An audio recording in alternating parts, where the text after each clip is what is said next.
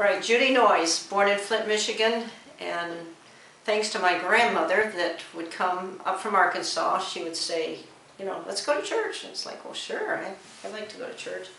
And that was just as a small child, because we weren't in church all the time as I was growing up.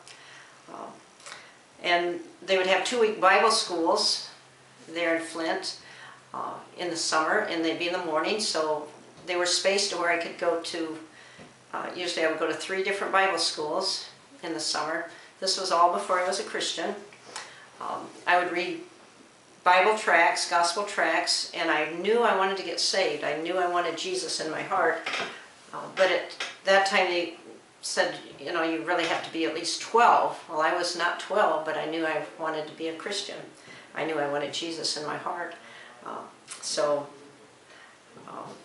You know, I would even take a tract and read it and pray when I was probably 9 or 10.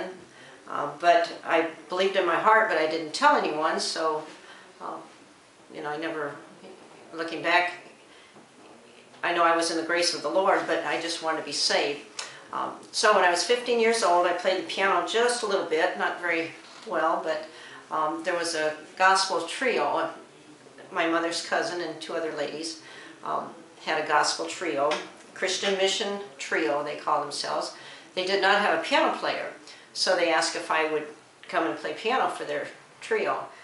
Well, I always hated to say no, so I tried, and I'm sure the piano playing was pretty lousy because I couldn't play, but anyway, that got me in church on a regular basis. The little church looked a lot like this church, a little white frame building there on Maple Avenue in Flint.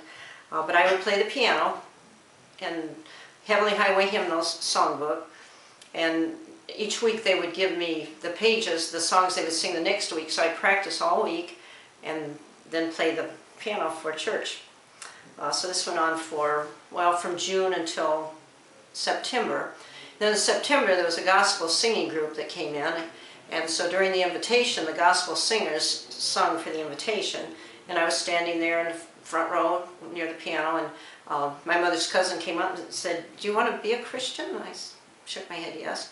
So at that point I did, you know, go forward and prayed, asked the Lord to save me, and then a week later they had baptizing in the Flint River. This was September 29th, and so I was most eager. I wasn't told anything about baptism, but I knew Jesus was baptized, and to be saved and baptized was the Bible thing to do. So at 15, I followed the Lord in water baptism, and just I'm so thankful that, as I said a few days ago over Thanksgiving, I'm so thankful I was born in America to where I could hear about the gospel story, hear about Jesus and get saved. So that's my story of when I was saved. And the Lord's just been close to me from then on.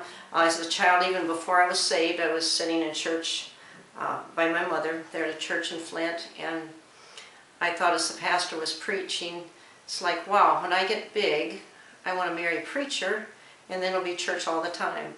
And that thought never left me. Like I say, I wasn't even saved yet as far as a public profession of faith. I prayed and asked the Lord to save me, but I hadn't followed through with believing and confessing and making it public. But that thought never left, but I didn't tell a soul, hid that in my heart, kept it there until after Pastor and I was married, and that's been over 40 years now, so it's just been a great life in Christ. So anyone that's thinking whether to get saved or not, sooner the better, sooner the better. So Lord bless and Merry Christmas.